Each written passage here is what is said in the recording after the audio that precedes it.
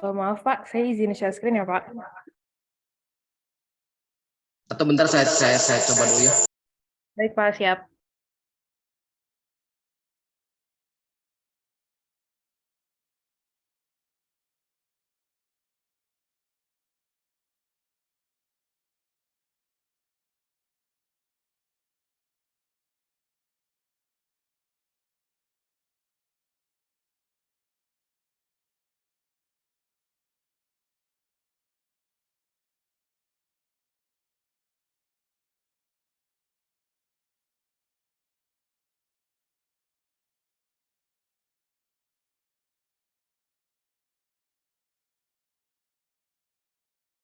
Apakah sudah terlihat?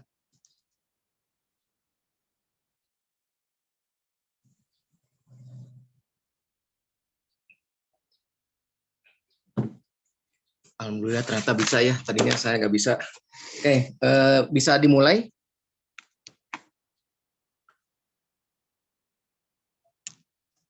Bisa Pak. Ya, baik. Nanti kalau misalkan saya ada gangguan, nanti dilanjut ya, Naomi untuk atau yang lain ya yang sudah saya angkat sebagai co-host untuk membantu jika koneksi terputus atau ada gangguannya, karena memang saya kalau online laptop saya itu ya bermasalah. Ini juga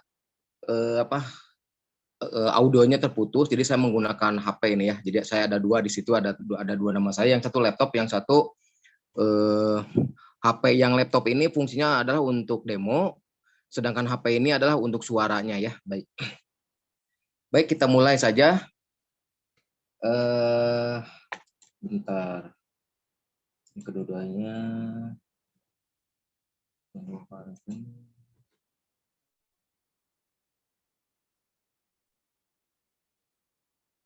Oh, FDJK ya itulah.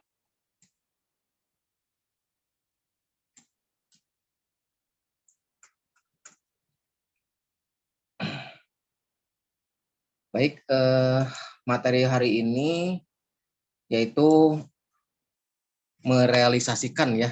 Mungkin di kelas kalian masih bingung bagaimana komputasinya ya. Kalau secara teorinya kalian sudah dapatkan di kelas bagaimana cara atau langkah-langkah ya, atau mungkin bisa juga berupa algoritma ya, dari metode-metode dalam mengidentifikasi pola pola long memory begitu ya. Nah, pola long memory ini barometernya adalah parameter D ya. Jadi koefisien D ini adalah suatu barometer nilai yang menjadi patokan ya, yang menjadi patokan apakah datanya itu long memory atau tidak atau bukan ya. Jika D-nya 0, maka otomatis dia short memory ya. Atau jika D-nya 1, maka dia short memory yang tidak stasioner ya. Tapi apabila D-nya di antara 0 dan 0,5, maka dia adalah long memory yang stasioner ya. Tetapi apabila D-nya di atas 0,5, maka dia adalah long memory yang tidak stasioner begitu ya. Patokannya seperti itu.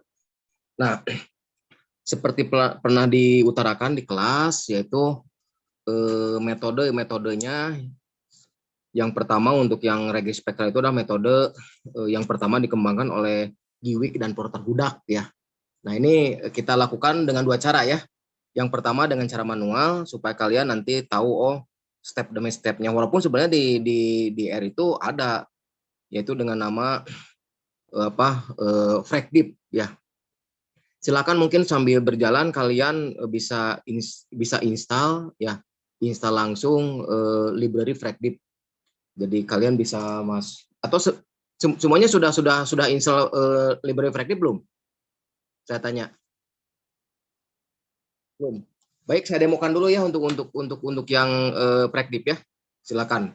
Pertama kita demokan dulu karena ini library FracDeep ini ada suatu package FracDeep ini ada suatu paket yang bisa menghitung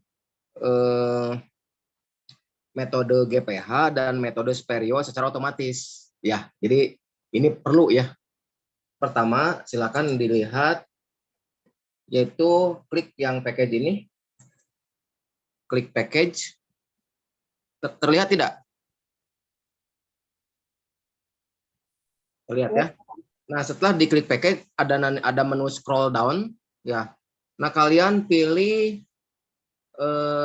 install package. Install package. Nah, ini saya tunjukkan panahnya ya. Panah putih, install package. Setelah panah menunjukkan ke install package, klik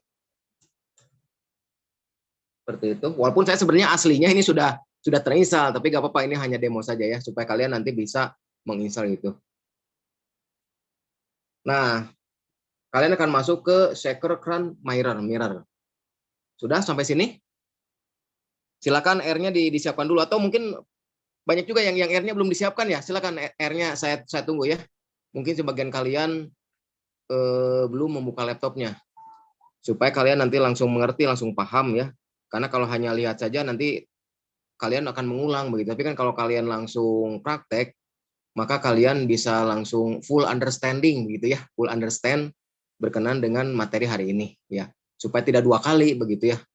Silakan dibuka dulu. Bagi yang belum, buka dulu laptopnya, atau laptopnya lupa nyimpan, di mana tadi nyimpannya, atau mungkin sudah dari pagi dipakai. Nah, Christopher sudah buka laptop?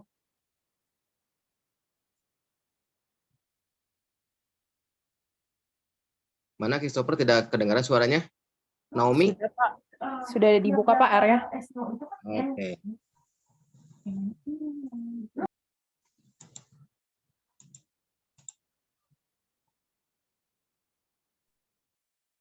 Oke. Kalau sudah, maka silakan klik yang paling atas saja ya, yang cloud. Ada tanda biru ya, biru. Klik OK.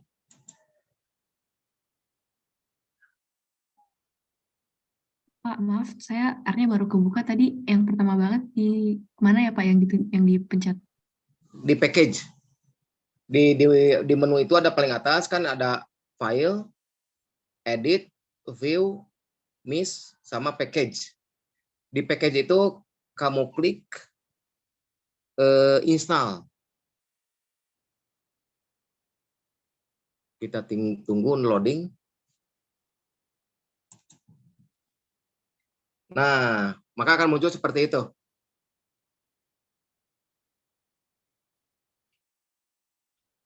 Coba angkat tangan berapa orang yang sudah sampai sini.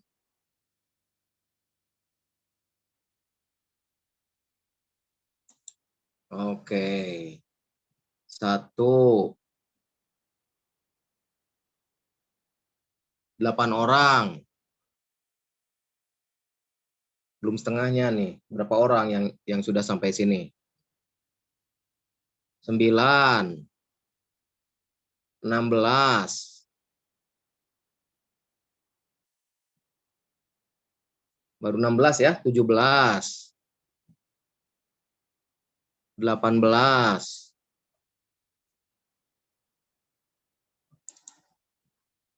Oh, Christopher ternyata terlempar ya koneksinya.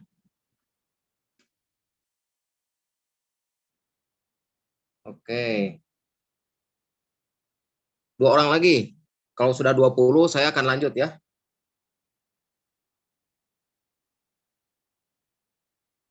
Satu orang lagi.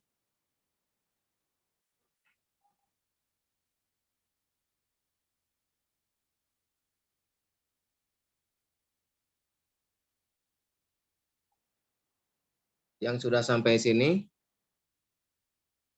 hanya 19. Christopher, nah udah. Christopher sudah sampai sini? Kenapa kamu koneksinya ini lost koneksi? Iya Pak, lagi nge-lag banget Pak di sini Pak. Ini saya coba nyusul Oke. kerjaannya Pak. Oke. Berarti udah 20 orang ya yang sudah sampai sini. Bagi yang 20 orang, silakan ikuti ya saya. Bagi yang sisanya ini ada 7 orang, berarti belum koneksi, dan sisanya yang tidak hadir di sini, ya nggak tahu gimana kabarnya ya. Semoga baik-baik saja. Oke. Bagi yang sudah sampai sini, di scroll ke bawah ya dengan menggunakan ini kursor, ditekan mouse-nya, atau bisa juga menggunakan itu langsung tangan jari dengan menggunakan selain mouse bisa. Terus sampai ketemu fractive. Terus ke bawah ditekan si mouse-nya, digeser, cari F. Cari F. Fractive. Aduh, kelebihan ya. Fractive ada yang bisa bantu. Nah, ini. Ketemu tuh. Angkat tangan yang sudah sampai situ. 6, 7, 8, 9, 10 orang, 11, 12, 13, 15, 16. 4 orang lagi belum menemukan. 17.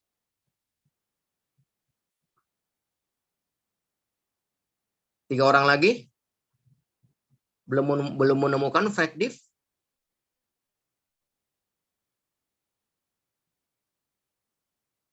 19. 1 orang lagi.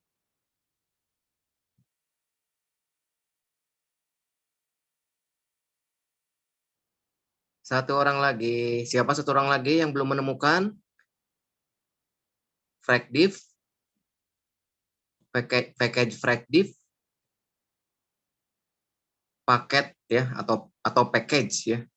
Fractive ini adalah suatu paket yang sangat diperlukan di dalam model low memory ya. Baik. Nah, tunggu ya, jangan mendahului, nanti bisa tersesat. Udah ya. Nah, kalau sudah warna biru, klik break. Maka kursor, tapi warna biru tetap di situ ya. Si kursor digeser ke bawah, di bawah ada ya oke ya. Klik oke. Nah, silakan klik oke.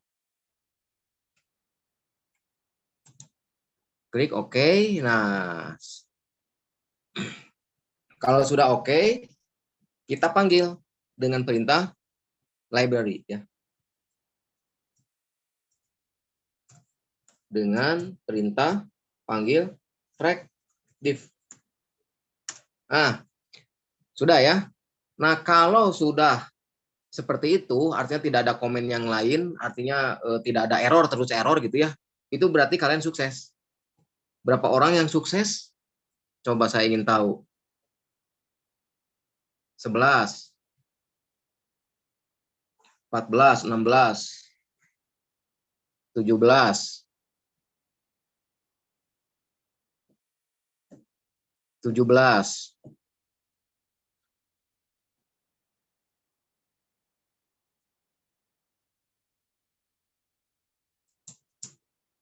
Kita tunggu yang lain yang masih error nih.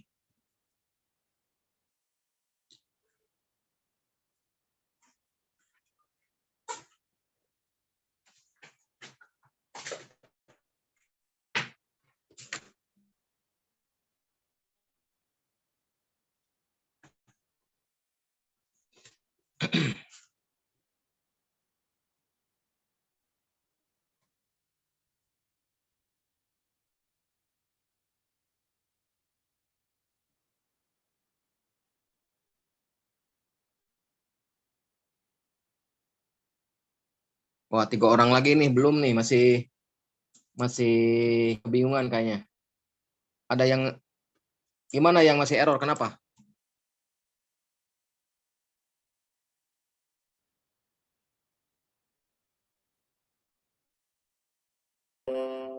Izin tanya Pak, ini kan ada tulisan warning message Fractive was built under R version of 4.22 itu berarti harus update R-nya ya Pak? Oke.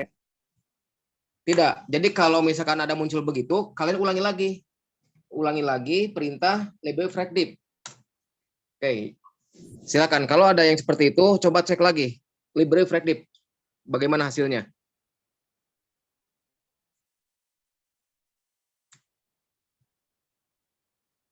Sudah oke? Oh iya Pak, oh, nggak keluar lagi. Mas, Ya. Berarti artinya kalau misalkan tertulis package fractive under misalkan R berapa gitu, sebenarnya sukses itu. Ya. Yang gagal itu apabila ada tulisan error biasanya ya, atau misalkan korup atau error apa, itu artinya dia gagal. Oke, berarti alhamdulillah ini sudah 21 ya, bertambah 1 orang sampai ke tahapan selanjutnya ya. Oke, kita lanjut ya. Apa-apa. Ini mungkin yang lain yang belum sampai ke sini silakan kejar sebelum jauh nanti ya. Lanjut, kita lanjut ke yang materi pertama yaitu metode Giwek dan Portal Hudak atau biasa disingkat dengan GPH ya.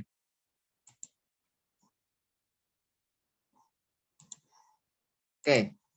Silakan kalian kopaskan. Tadi kan saya sudah ngirim tuh dua ini apa namanya tuh dua ya yang not ke Christopher. Silakan kalian buka. Yang pertama yang GPH dulu ya. Yang pertama buka GPH dulu. Kita eksekusi bagian per bagian, step by step, langkah per langkah ya. Silakan. Silakan buka. Berapa orang yang sudah buka? Silakan. Mengapa saya dipandu seperti ini? Supaya kalian paham, tidak hanya melihat ya, tapi kalian betul-betul praktikum. Jadi kalau praktikum itu artinya step demi stepnya di dalam pengajian ini detail begitu ya. 9. Siapa yang sudah buka file FDGPH? Tadi ada tulisan FD Spereo, tadi maaf ternyata salah saya kedua-duanya yang Spereo. Jadi tapi kalau di dalamnya yang di luarnya udah betul. Hanya di dalamnya tadi ada tulisan yang GPH itu Spereo, padahal maksudnya GPH ya. Langkah-langkah manual dan otomatis untuk metode GPH. 16 yang baru buka notepad-nya. 17, 18.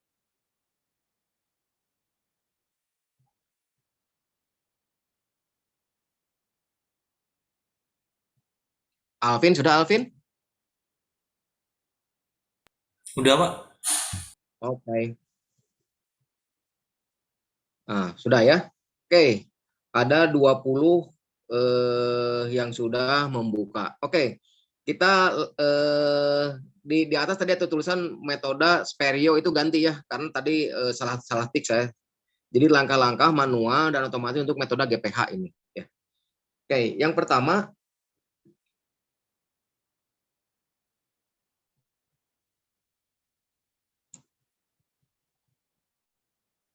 nah ini yang di sini kita buat dulu suatu ini fungsi ya, di mana fungsi ini kita buat fungsi di mana dia menentukan yang T, lihat ya. Jadi bisa yang langkah pertama ini yaitu menentukan panjang data dulu ya. Terus kemudian menentukan M ya, menentukan M dengan T 0,5 dengan T pangkat 0,5, perhatikan. Terus kemudian J-nya sama dengan 2 pi kali J per T ya. Jadi kalian bisa kopaskan di sini. Nah, itu Ctrl C. Nah, maka silakan kopaskan yang tadi yang T, terus kemudian leng data, terus kemudian datanya dulu ya, belum ya, maaf. Datanya belum. Oke, nanti bisa diisi datanya misalkan apa boleh. Tapi nanti aja. Ini kalau nanti dipanggil T-nya nanti bakal error. Atau 1 ya tulisnya. Enggak apa-apa. Kalau datanya misalkan nanti bisa CO2 begitu ya. Atau bisa air passenger. Yang jelas datanya harus data time series ya. Begitu. Oke, berikutnya sebut saja misalkan si data tadi kita ganti dulu aja ya.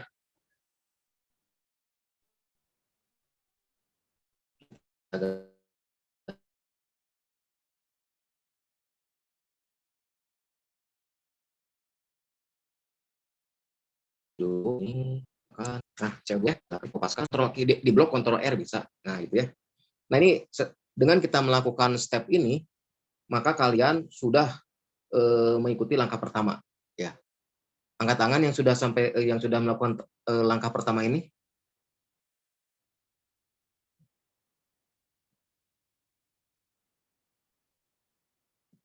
Iya.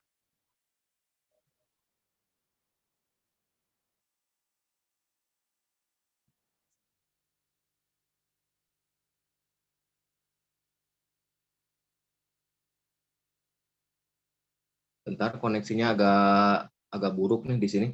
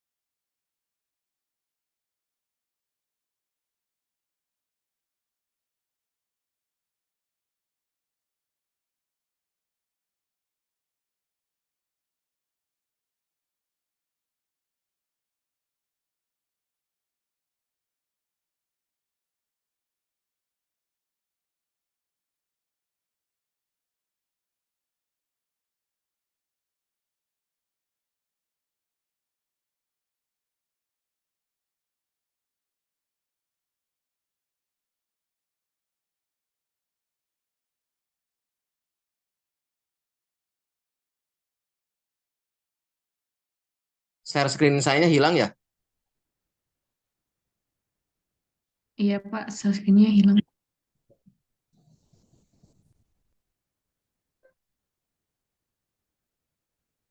Ini memang di sini sedang mendung dan ya kondisi cuacanya mungkin mempengaruhi ya, sehingga koneksi terganggu di sini.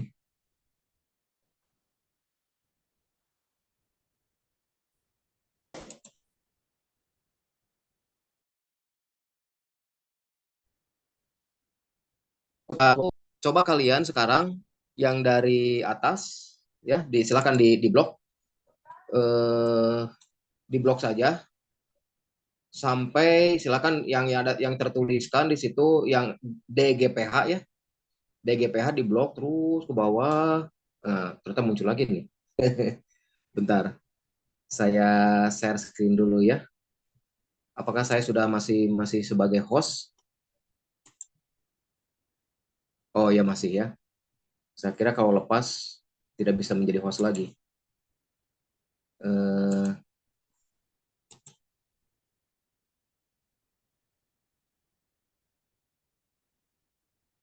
Ya harus bersabar ya kalau online ini memang banyak gangguannya.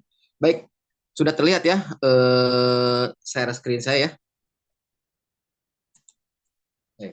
Nah, karena tadi terganggu, silakan kalian tuliskan di paling atas ini apa? Aduh. Nah, ini RM list RM list sama dengan ls. Nah, silakan kalian ketikkan tulis RM list sama ls kurung buka kurung tutup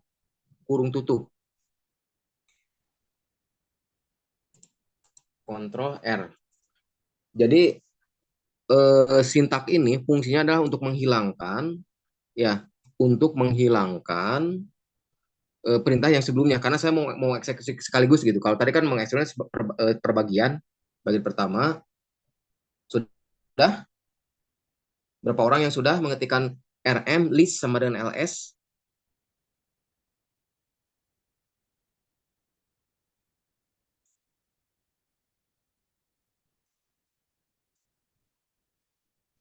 Hah? Di notepad? Oh, oke. Saya ulangi lagi ya. Stop share. Oh, salah share screen. Harusnya R. Iya. Nah, tolong ingatkan ya. Kalau ada yang, nah sekarang sudah di R ya? Sudah terlihat R-nya? Oke, silakan kalian ketikkan RM list sama dengan LS RM kurung buka list sama dengan LS kurung buka kurung tutup kurung tutup.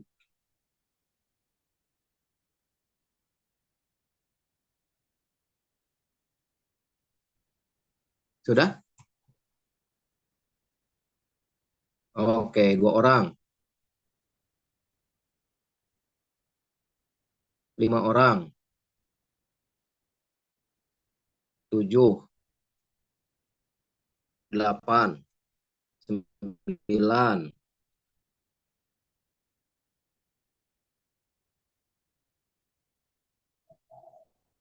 Target saya 20 ya. Harus sesuai dengan yang di awal. Kalau kalau lebih bagus ya, tapi kalau bisa minimal 20. Yang sisanya 5 orang mungkin nggak tahu apa ada trouble apa gitu ya. Ini kan yang hadir, oh bukan 25, malah sekarang berkurang lagi ya. Berarti sayanya kan 2, berarti 2 orang. 12. Aslinya kan kelas ini tuh 15 kelompok dikali 3, 45 sebenarnya kan aslinya itu kan ya. Berarti yang tidak hadirnya udah sekitar 25 setengahnya.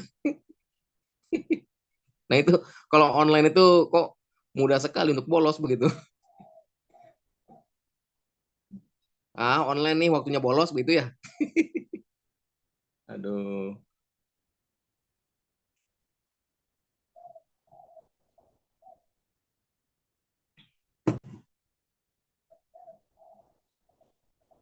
Oke, 16,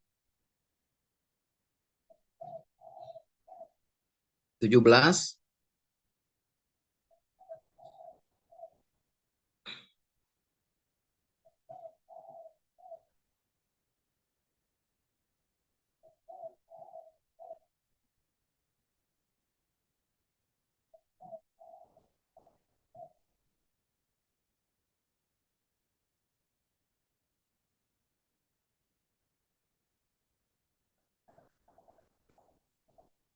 19. Oke, saya lanjut ya. Silakan di blok, silakan di blok. Saya tarik ininya, tarik. Dari mulai di bawah RM ini yang tuliskan DRM GPH ya, sampai ke ujung ya, sampai ke ujung yang ini yang tertuliskan air passenger. Silakan sampai paling ujung DGPH.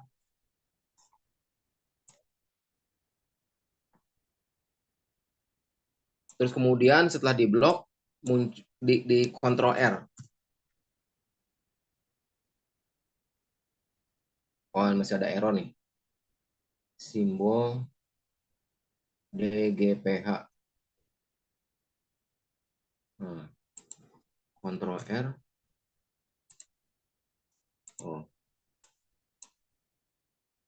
Oh, ini salah. Harusnya ada D-nya ya.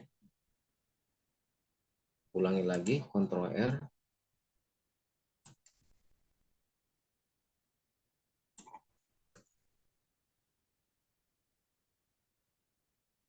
Bentar, kenapa error ya? Ada tanda. Oh, ini. Saya ulangi lagi. Ini kayaknya tadi akibat dari salah ini. Nah. ternyata nilainya NA. DGPH. Air passenger. Nilainya D sama dengan, bentar.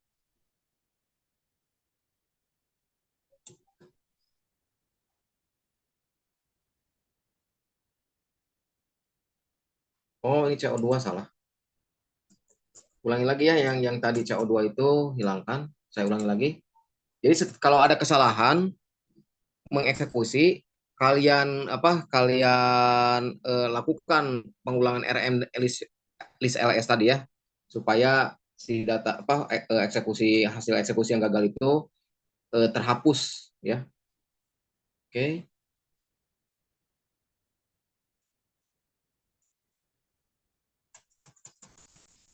Bismillahirrahmanirrahim. Sukses. Sukses. Tadi kan mengeksekusinya salah. Oke, silakan ya. Kalian blok dari DGPH yang tadi datanya itu diganti. Silakan yang sukses yang mengeluarkan hasil D 0,65 itu berapa orang? Silakan angkat. Langsung 7 orang ya. 8, 13, 14, 15, 5 orang lagi. Apa kesulitannya? 16, 4 orang lagi.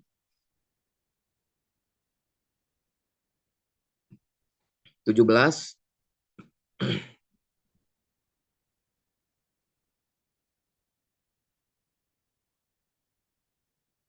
3 orang lagi.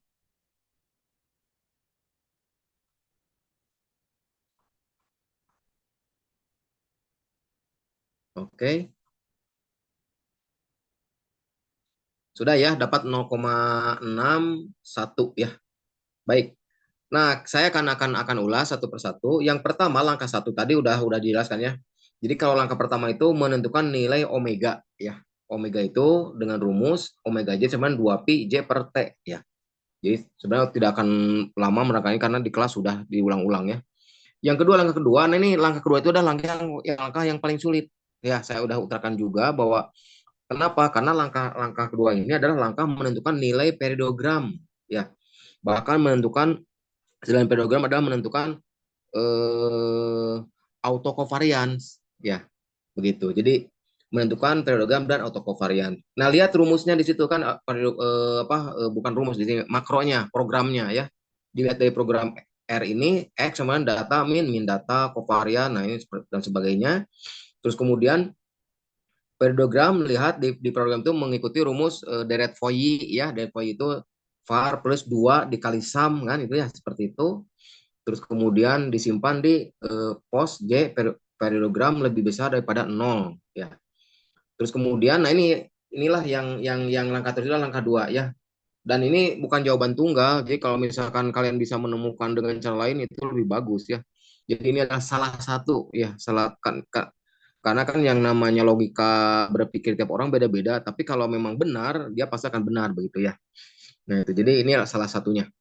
Saya pernah memberikan tugas kepada mahasiswa, kalau dia itu benar, ya hasilnya bakal benar, tapi caranya kadang-kadang beda-beda ya. Oke.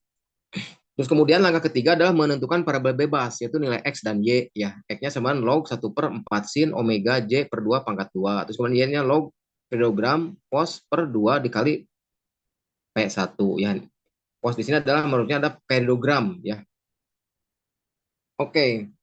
Nah, baru langkah terakhir. Nah, ingat langkah terakhir adalah menggunakan yang OLS itu kan. Ya, yang persamaan regresi sederhana dengan metode OLS, yaitu D sama dengan sum X min X dikali Y min Y dibagi sum X min X dikuadratkan. Terus kemudian didapatlah nilai C-nya itu adalah berupa nilai D itu. Sehingga kalau misalkan tadi fungsi tadi diinputkan data air passenger, maka akan muncul 0,65. Nah, ini adalah cara manual. Ya. Tapi untuk menunjukkan bahwa cara manual ini sudah benar, dari mana? Yaitu dengan cara kita mengecek dengan hasil aslinya, yaitu dengan cara otomatis. Nah, dengan cara otomatis kalian panggil dulu silakan panggil dulu yang ini library crackdiff, terus kemudian fdgph, air passenger, terus kemudian bandwidth sama dengan 0,5. Ya, tadi di atas sudah diterangkan bahwa T pangkat 0,5 itu adalah bandwidth ya. Oke, silakan blok ini yang secara otomatis adalah untuk mengevaluasi ya, mengevaluasi apakah betul nggak cara manual yang kita laksanakan itu adalah benar ya. Jadi harus dikonfrontasi dengan hasil aslinya begitu. Kita cek setelah blok ini dilakukan eksekusi atau kontrol R. Nah, silakan. Nah ini hasilnya sama persis ya.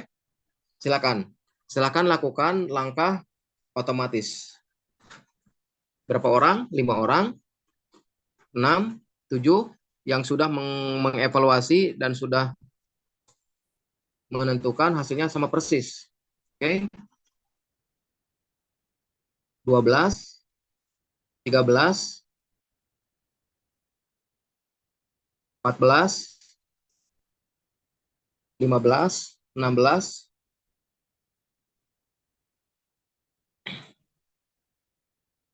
16, 17, 17 ya. Oke.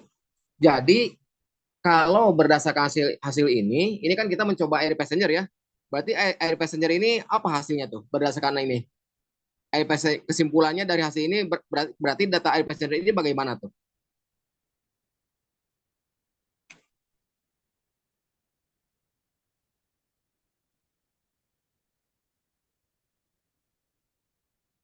Siapa yang bisa jawab?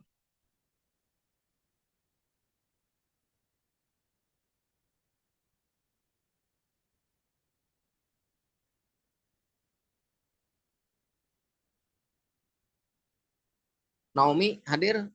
Kalau kita dapat nilai D-nya 0,65 berarti menurut Naomi apa nih?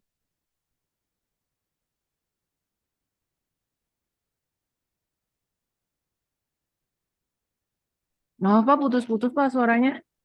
Oh, koneksinya ya. Iya nih Pak, lagi hujan. Hujan? Iya Pak. Halo Pak, masih putus-putus nggak Pak suara saya? Oke.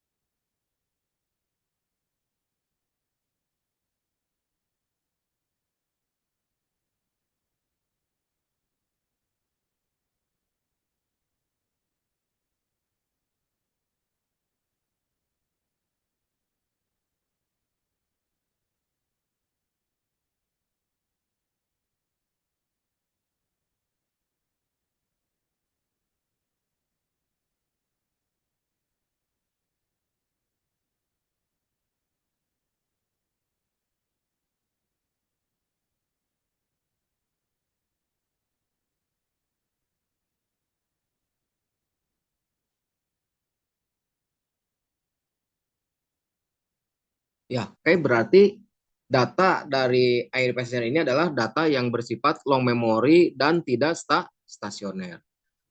Oke, lanjut lagi ya ke yang kedua yaitu untuk yang sperionya. Silakan yang buka yang kedua, file yang kedua yaitu langkah-langkah otomatis dan langkah-langkah manual untuk metode Sperio ya. Oke. Berapa orang yang sudah bisa membuka file yang kedua?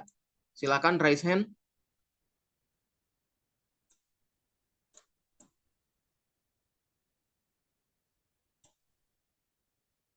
Silakan buka file notepad-nya untuk yang metode yang kedua, itu metode Apereo dan window Pargent.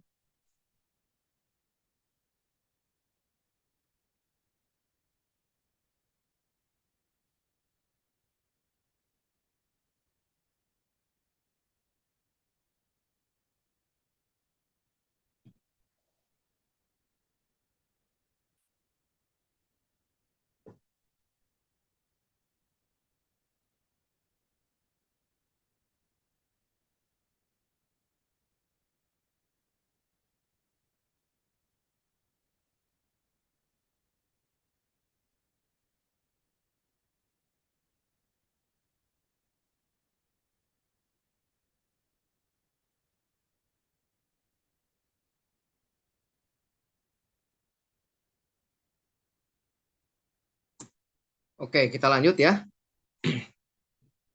Nah, kita sebelum memulai, kita mulai dulu yang apa yang ada paling atas dulu, RM list sama dengan ls kurung buka, kurung tutup, kurung buka ya. Eksekusi Ctrl R. Nah, seperti itu ya. Dan kita bersihkan dengan Ctrl L. Nah, bersih ya. Saya perbesar dulu ininya.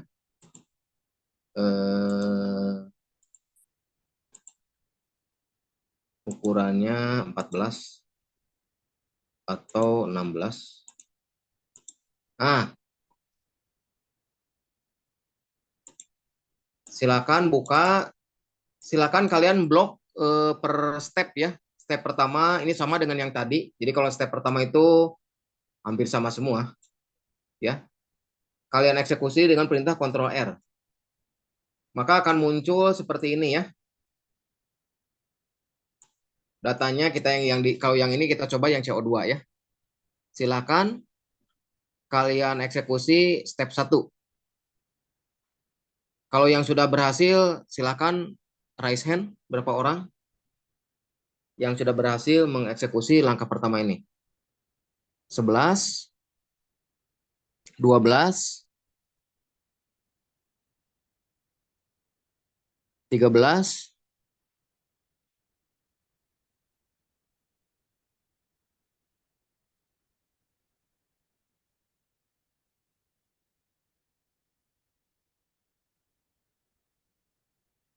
15,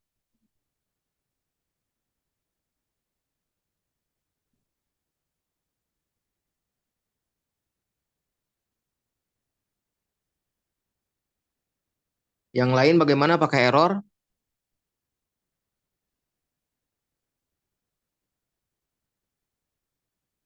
16,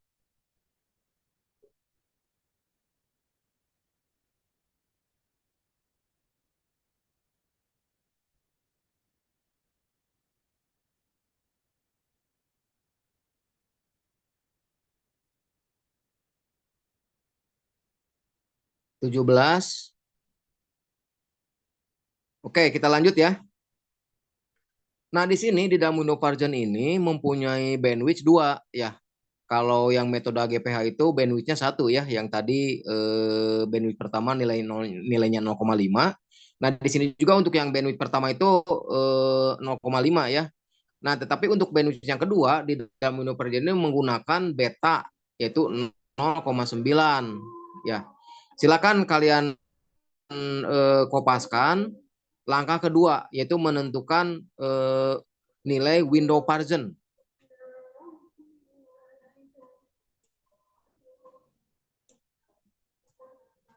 Nah, seperti itu ya hasilnya ya. Dia belum keluar hasil karena kan ini berupa fungsi ya. Berupa fungsi yang belum diinputkan nanti datanya. Terus kemudian jangan lupa di langkah ini juga kalian menentukan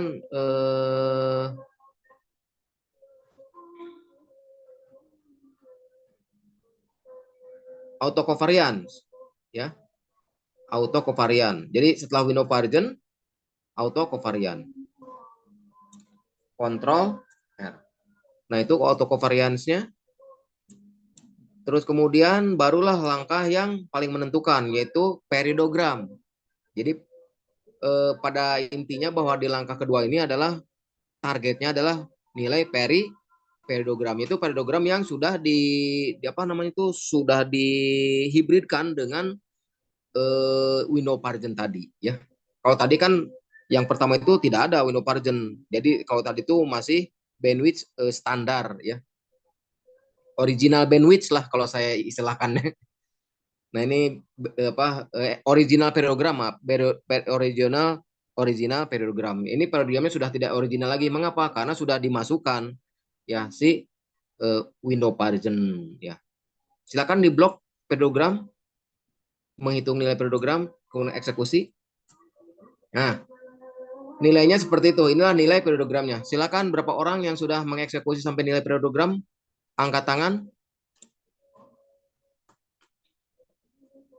9, 10, 11, 12, 13, 14, 15, 16, 4 orang lagi, 17, 18,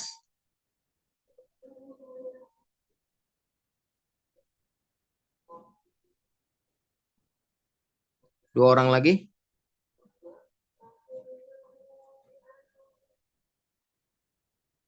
Oke, nah langkah utamanya ya langkah yang paling sulitnya itu sudah terlewati ya. Berarti kalau kalian sudah melewati langkah kedua, berarti artinya kalian sudah mengikuti step ketiga yang relatif lebih mudah. Mengapa? Karena langkah ketiga ini kan sama dengan metode yang GPH ya. Jadi silakan kalian blok yang langkah ketiga ini. Blok menentukan nilai variabel X dan Y-nya langsung. Ya. Silakan eksekusi Ctrl R. Nah, itu hasilnya. Ya. Sudah barang tentu nilai X dan Y ini harus sama. Ya, karena kan dia nanti kita kan akan meregresikan antara X dan Y kan begitu ya. Sebagaimana hanya di dalam regresi begitu ya. Hanya bedanya ini kan dari data spektral begitu ya. Silakan berapa orang yang sudah sampai menemukan sampai keluar nilai X dan Y-nya? Angkat tangan. Oke, 12 orang. 14. 15. 16. 17.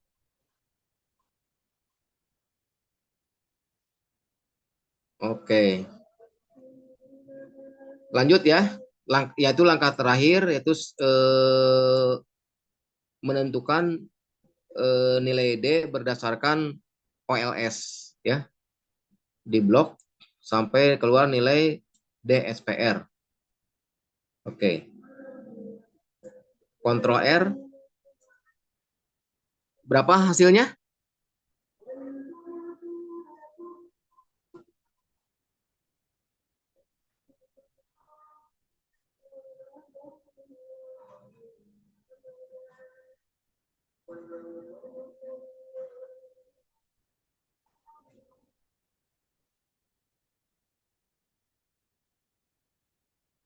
Oke.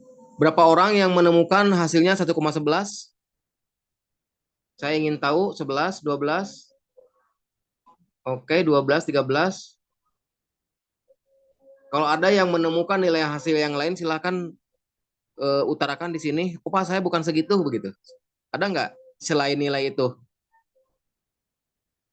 Kalau ada berarti kita cek di sebelah mana salahnya. Oke. Sudah ya. Nah, ini sudah dapat tapi kita harus melakukan suatu apa namanya itu evaluasi bahwa betul nilai ini adalah sahih ya atau valid ya. Harus dikonfrontasikan dengan yang otomatisnya. Silakan. Untuk yang otomatis, silakan kalian blok di bawahnya evaluasi library fracdip, fdesperio, CO2, bandwidth sama 0,5, beta 0,9, terus kemudian ini adalah dolar, ditulis di ujung D. Ya. Ini silakan kalian blok. Blok. Terus kemudian kalian eksekusi Ctrl R. Nah, silakan. Apa kesimpulannya dari situ?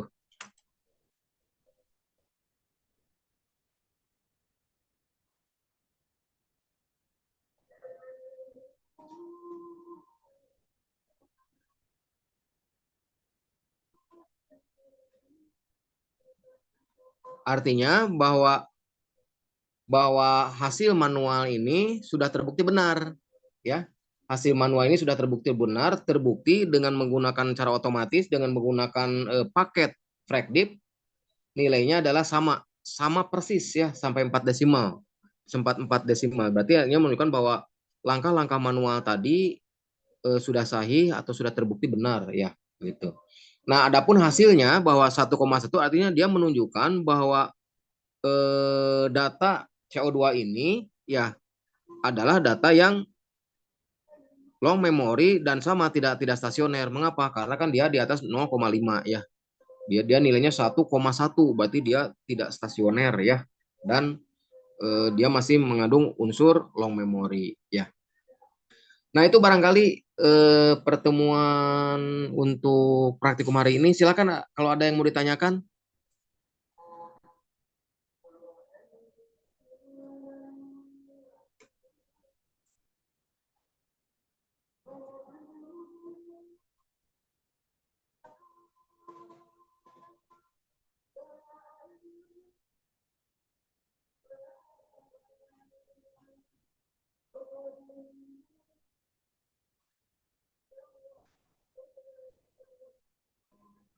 Oh, mungkin izin bertanya sedikit, Pak. Oh ya, gimana pertanyaannya? Silakan. Untuk kasus yang FDGPH tadi itu untuk hasil akhirnya artinya gimana ya Pak tadi? Yang 0,6. Jadi kalau dia 0,6, artinya kan 0,6 itu kan nilainya berarti di atas 0,5 kan? Nah, berarti dia tidak stasioner begitu. Tidak stasioner dan long memory. Ya. Yang ini juga sama, kasusnya itu adalah long memory dan tidak stasioner ya. Begitu. Jadi secara kesimpulan sama, hanya kalau yang ini melewati nilai 1 begitu.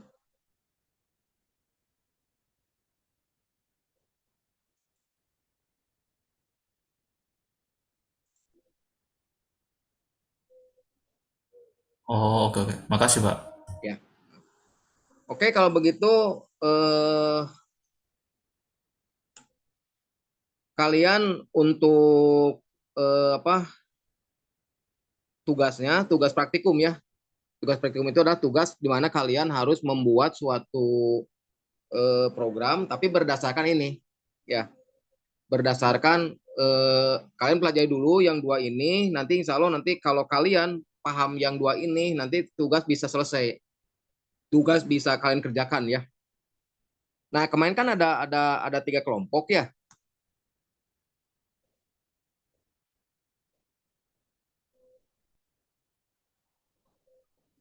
Supaya jelas untuk tugas bagaimana kalau kita on cam dulu ya. Silakan on cam dulu supaya nanti jelas tugasnya ya.